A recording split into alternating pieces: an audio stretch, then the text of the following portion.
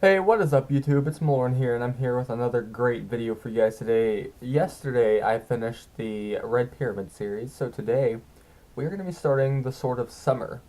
Um, yeah. So something that I'm going to be doing differently, what I'm going to be doing is going to be recording all of the audiobooks first, and then I'm going to upload them to my YouTube channel. The mistake I made before was uploading them, over time, and it ended up taking 11 months to finish. So that was like, I don't know, it shouldn't have taken that long, because honestly, if I was reading the book to myself, um, I could read this book in under a day. But the problem is, whenever you're recording it, I don't want to record them at like 10 hour videos or whatever, and then upload them, because who wants to sit there for 10 hours and listen to someone read at them? Like, you can watch one video and then go to the next instead, and each video is anywhere between 10 minutes to, an hour long, but nowhere near 10 hours. But, alright, let's go ahead and begin. And, by the way, guys, I have read a little bit of this book, actually quite a bit of it. I've read to, like, page 200, but I'm going to be starting from the beginning. So, just a heads up, it is awesome. It's definitely written by Rick Riordan. It is amazing. Huh.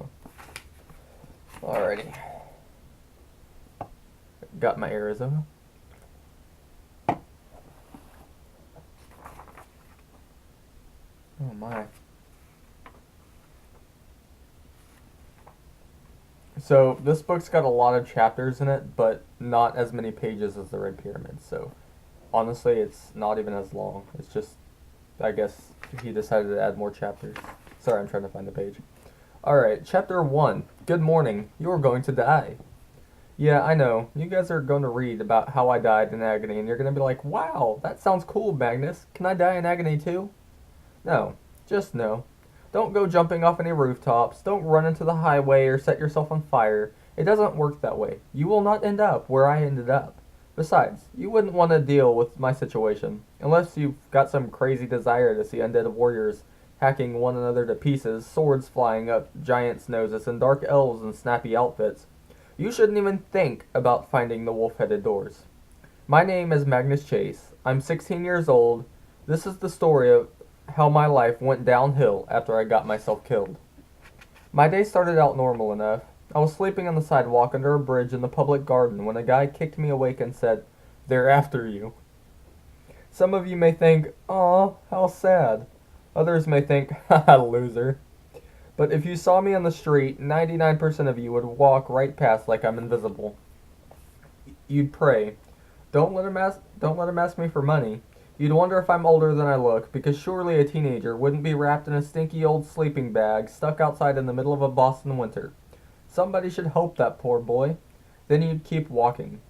Whatever. I don't need your sympathy. I'm used to being laughed at. I'm definitely used to being ignored. Let's move on.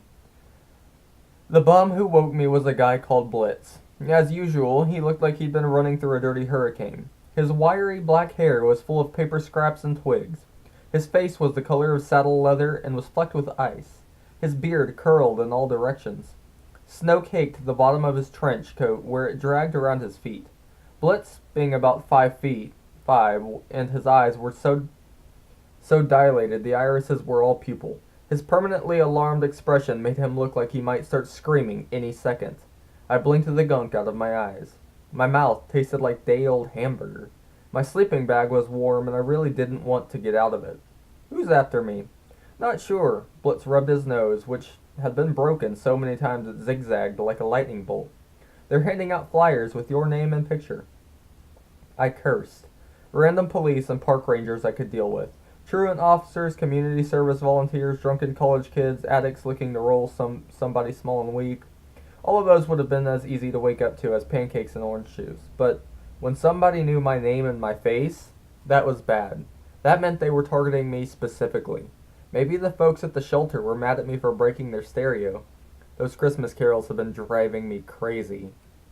Maybe a security camera caught that last bit of pickpocketing I did in the theater district. Hey, I needed money for pizza. Or maybe, unlikely as it seemed, the police were still looking for me, wanting to ask questions about my mom's murder. I packed my stuff, which took about 3 seconds. The sleeping bag rolled right up tight and fit in my backpack with my toothbrush and a change of socks and underwear. Except for the clothes on my back, that's all I owned. With the backpack over my shoulder and the hood of my jacket pulled low, I could blend in with pedestrian traffic pretty well. Boston was full of college kids. Some of them were even more scraggly and younger looking than me. I turned to Blitz. Where'd you see these people with the flyers? Beacon Street. They're coming this way. Middle-aged white guy and a teenage girl, probably his daughter. I frowned. That makes no sense. Who? I don't know, kid, but I gotta go. Blitz squinted at the sunrise, which was turning the skyscraper windows orange. For reasons I'd never quite understood, Blitz hated the daylight. Maybe he was the world's shortest, stoutest, homeless vampire. You should go see Hearth. He's hanging out in Copley Square. I tried not to feel irritated. The local street people jokingly called Hearth and Blitz my mom and dad, because one or the other always seemed to be hovering around me. I appreciate it, I said. I'll be fine. Blitz chewed his thumbnail. I don't know, kid. Not today. You gotta be extra careful. Why? He glanced over my shoulder. They're coming. I hated when he did that. Wait, I didn't see anybody. When I turned back, Blitz was gone. I hated when he did that. Just poof. The guy was like a ninja. A homeless vampire ninja. Now, I had a choice. Go to Copley Square and hang out with Hearth, or head toward Bacon Street and try to spot the people who were looking for me. Beacon Street. Blitz's description of them made me curious. A middle-aged white guy and a teenage girl searching for me at sunrise on a bitter cold morning? Why? Who were they? I crept along the edge of the pond. Almost nobody took the lower trail under the bridge. I could hug the side of the hill and spot anyone approaching on the higher path without them seeing me. Snow coated the ground. The sky was eye-achingly blue. The bare tree branches looked like they'd been dipped in glass. The wind cut through my layers of clothes, but I didn't mind the cold. My mom used to joke that I was half polar bear. Damn it, Magnus, I chided myself. After 2 years, my memories of her were still a minefield. I stumbled over one, and instantly my composure was blown to bits. I tried to focus. The man and the girl were coming this way. The man's sandy hair grew over his collar, not like an intentional style, but like he couldn't be bothered to cut it. His baffled expression reminded me of a substitute teacher's. I know I was hit by a spitwad, but I have no idea where it came from. His dress shoes were totally wrong for a Boston winter. His socks were different shades of brown, and his tie looked like it had been tied while he spun around in total darkness. The girl was definitely his daughter. Her hair was just as thick and wavy, though lighter blonde. She was dressed more sensibly in snow boots, jeans, and a parka, with an orange t-shirt peeking out at the neckline. Her expression was more determined, angry. She gripped a sheaf of flyers like they were essays she'd been graded on unfairly. If she were looking for me, I did not want to be found. She was scary. I didn't recognize her or her dad, but someone tugged at the back of my skull, like a magnet trying to pull out a very old memory. Father and daughter stopped where the path forked. They looked around as if just realizing they were standing in the middle of a deserted park at no thank you o'clock in the dead of winter. Unbelievable, said the girl. I want to strangle him. Assuming she meant me, I hunkered down a little more. Her dad sighed. We should probably avoid killing him. He is your uncle. But 2 years? The girl demanded. Dad, how could he not tell us for 2 years? I can't explain Randolph's actions. I never could, Annabeth. I inhaled so sharply I was afraid they would hear me. A scab was ripped off my brain, exposing raw memories from when I was 6 years old. Annabeth, which meant the sandy-haired man was Uncle Frederick?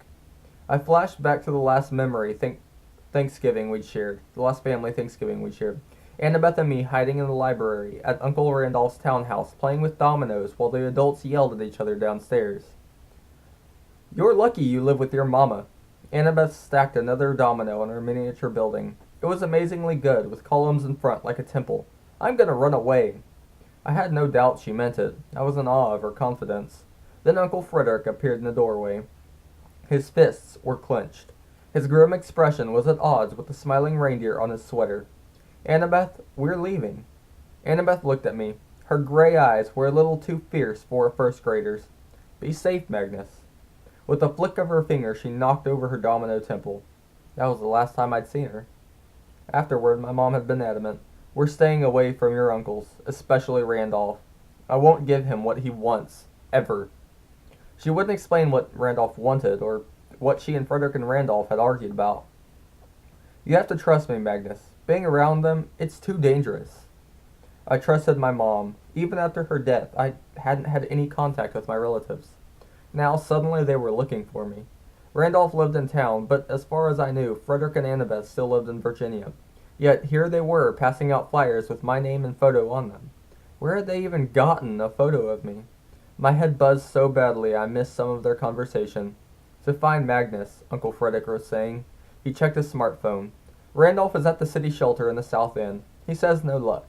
We should try the youth shelter across the park. How do we even know Magnus is alive? Annabeth asked miserably. Missing for 2 years. He could be frozen in a ditch somewhere. Part of me was tempted to jump out of my hiding place and shout, "Ta-da!"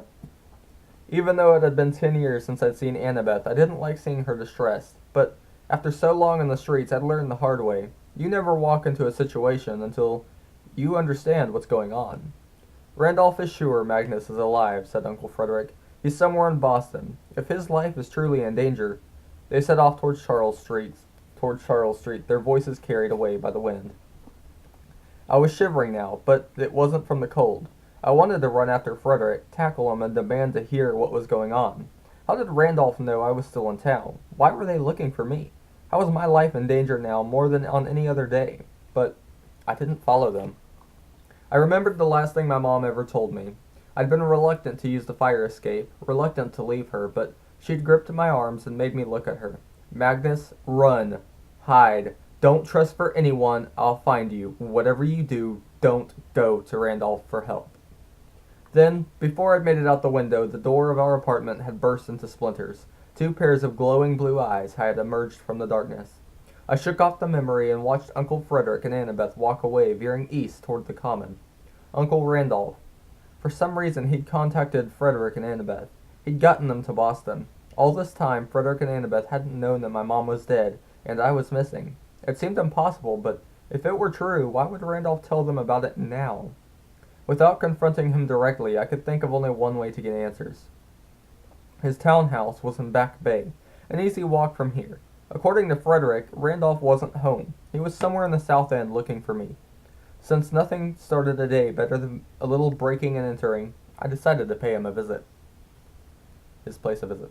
Alright guys, that is Chapter 1 of Magnus Chase and the Sword of Summer. I know this was a very short video, but I'm going to try and keep them as short as possible. Probably only at max an hour long, at the shortest, depending on the chapter size, 10 minutes, 12 minutes. So yeah. Anyways, guys, I hope you guys enjoyed the video. Make sure to drop a like, comment, and subscribe to my channel if you did, and I will see you guys next time on my next video. Peace out.